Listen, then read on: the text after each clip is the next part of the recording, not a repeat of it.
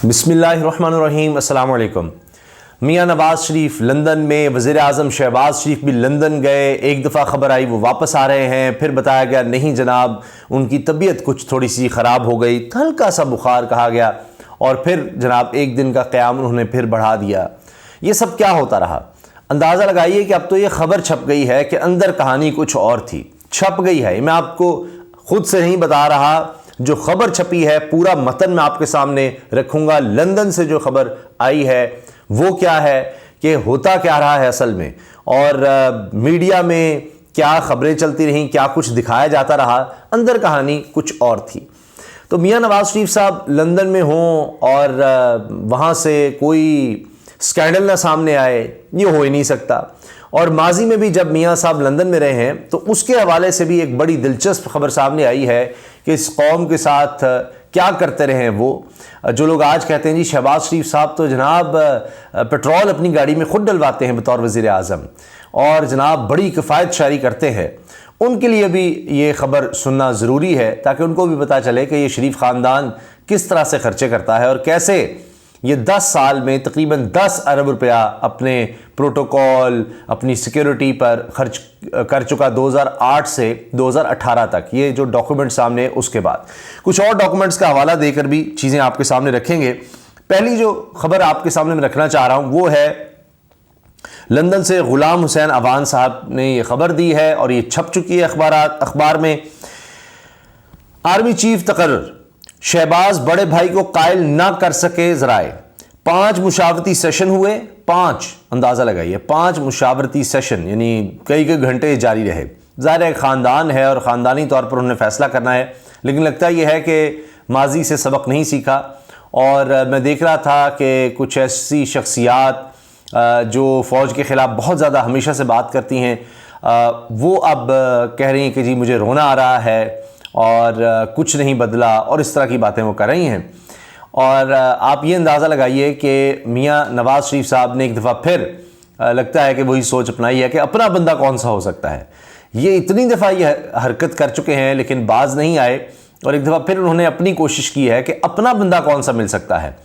अब ये फिर कोशिश कर देखें अपना बंदा लगाने की, और वो अपना बंदा क्या अपना साबित होगा इस दफ़ा, तो ये भी देखना होगा। बहरहाल ये तो जनाब जो खबर छपी है मैं आपके सामने रख रहा हूँ। नवाज़ और मरीम सीनियरिटी की बुनियाद पर तकर्री के हामी, बाखबर हल्के शहजादा सलमान का दौरा मुलतवी होने को भी अहम तकर्री से जोड़ रहे हैं। अच्छा, एक और चीज़ मैं आपको बता दूँ कि ख्वाजा आसिफ साहब, उनके हवाले से भी खबर चली कि जी ख्वाजा आसिफ को डांट पड़ी है जी, और मियाँ नवाज़ शरीफ साहब ने ख्वाजा आसिफ को डांटा है कि क्या ज़रूरत है तुम्हें उल्टे सीधे बयानात देने की। तो ये भी ख़बरें जनाब गर्म हैं कि ख्वाजा आसिफ साहब ने भी कुछ ऐसी बातें की हैं कि जिसकी वजह से मियाँ नवाज़ शरीफ साहब, बड़े मियाँ साहब कुछ खुश नहीं हैं। हाँ, ये ज़रूर मैं आपसे अर्ज़ कर दूँ कि उन्होंने भी मोहम्मद बिन सलमान के दौरा मुलतवी होने को इमरान खान साहब के लॉन्ग मार्च से जोड़ा था। बहरहाल तो जनाब खबर है, ज़राए से मालूम हुआ है वज़ीर आज़म शहबाज शरीफ के 4 रोज़ तक लंदन में क़याम के दौरान आर्मी चीफ के तकर्रुर के हवाले से मियाँ नवाज़ शरीफ से मुख्तलिफ दिनों में 5 मरतबा मुशावरती सेशन हुए, लेकिन शहबाज शरीफ बड़े भाई को कायल करने में कामयाब ना हो सके। नवाज़ शरीफ के करीब समझे जाने वाले सहाफ़ियों ने मीडिया के दीगर दोस्तों को खबर फीड की। अब ये सुनिएगा, नवाज़ शरीफ के करीब समझे जाने वाले सहाफ़ियों ने मीडिया के दीगर दोस्तों को खबर फीड की कि नवाज़ शरीफ और शहबाज शरीफ की मुलाकात में सीनियर फौजी ऑफिसर को आर्मी चीफ लगाने का फैसला कर लिया गया है। और ये खबरें चल रही हैं कि जी फैसला हो गया, पहले वाइस आर्मी चीफ का हो रहा है, अभी कोई नया अहदा निकल रहा है जी वाइस आर्मी चीफ है। फिर आर्मी चीफ जो हैं जब वो, क्योंकि वो एक दिन पहले रिटायर होना, उन्होंने उन साहब को जनाब इसलिए किया जाएगा वाइस आर्मी चीफ ताकि वो रिटायर ना हो, और रिटायरमेंट के बाद जनरल कमर जावेद बाजवा के रिटायरमेंट के बाद इनको चीफ लगा दिया जाए। मतलब ये खबरें तो चल रही हैं। तो बहरहाल इस खबर के मुताबिक तो मियाँ नवाज़ शरीफ के करीब समझे जाने वाले सहाफ़ियों ने मीडिया के दीगर दोस्तों को खबर फीड की कि नवाज़ शरीफ और शहबाज शरीफ की मुलाकात में सीनियर फौजी ऑफिसर को आर्मी चीफ लगाने का फैसला कर लिया गया, और यह खबर बाकायदा तौर पर पाकिस्तान में भी सहाफ़ियों को भेजी गई। जब ये पाकिस्तानी मीडिया पर फ्लैश होना शुरू हुई तो उस वक्त शहबाज शरीफ एयरपोर्ट की जानिब रवाना हो चुके थे। यानी शहबाज शरीफ एयरपोर्ट की तरफ जा रहे थे।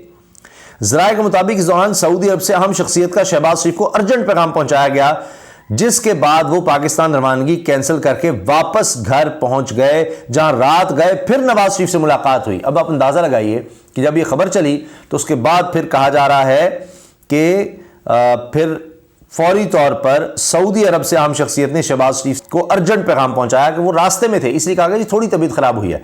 अब ये ऐसी थोड़ी तबीयत खराब हुई है कि फ़ौरन ठीक भी होगी और फिर उसके बाद अगले दिन वो आ भी रहे हैं और उस तबीयत खराबी के बावजूद मुशावरत भी की, तो इसलिए इस खबर को तक़वियत मिलती है कि जनाब वो सऊदी अरब से अहम शख्सियत का शहबाज शरीफ को अर्जेंट पैगाम पहुंचाया गया, जिसके बाद वो पाकिस्तान रवानगी कैंसिल करके वापस घर पहुंच गए, जहां रात गए, फिर नवाज शरीफ से मुलाकात हुई। इस दौरान वज़ीर दिफा ख्वाजा आसिफ को मीडिया पर यह तरदीद चलाने को कहा गया कि आर्मी चीफ की तकर्री के हवाले से मुशावरत हुई है, अभी हतमी फैसला नहीं हुआ। ज़राए ने दावा किया कि पार्टी की अहम शख्सियत ने जनरल बाजवा को अप्रैल तक एक्सटेंशन देने की तजवीज़ दी थी। एक वक्त में इमरान खान साहब ने भी इस तरह का बयान दिया था कि उनको इस पर एतराज़ नहीं है, लेकिन फ्री एंड फेयर इलेक्शंस हो जाएं तब तक ये जनरल बाजवा कंटिन्यू कर लें।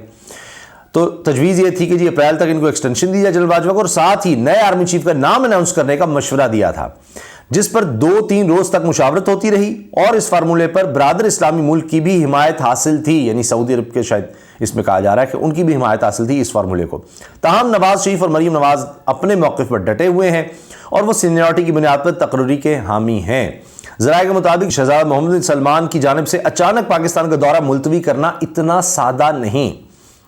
बाखबर हल्के इस दौरे के अचानक मुलतवी होने को भी अहम तकर्री से जोड़ रहे हैं। ख़ानदानी ज़राए के मुताबिक गुज़श्ता रोज़ भी शहबाज शरीफ और नवाज शरीफ ने कई घंटे इकट्ठे गुजारे और इस अहम मामले पर मुशावरत की, ताहम अभी तक हतमी फ़ैसला नहीं हो सका।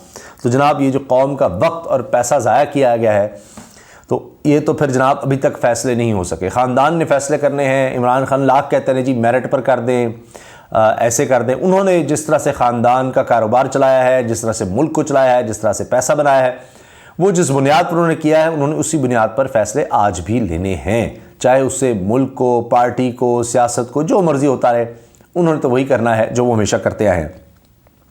और वो क्या करते आए हैं ये मैं इसलिए आपको बताना चाह रहा हूँ कि बड़ी खबर आएगी जी, ये शहबाज शरीफ साहब बड़े जनाब पैसे बचा रहे हैं, मुल्क के बड़े पैसे बचा रहे हैं। अच्छा 75 रुकनी काबीना रख के भी ये रकम बचा रहे हैं, तो ये समझ नहीं आती। जो इनके करीबी साफ़ी हैं फिर कहते हैं जी लिफाफा क्या होता है, फ़लाँ क्या होता है, मुराद भी ली और सारा कुछ किया, तो अब ख़बरें भी छापते हैं।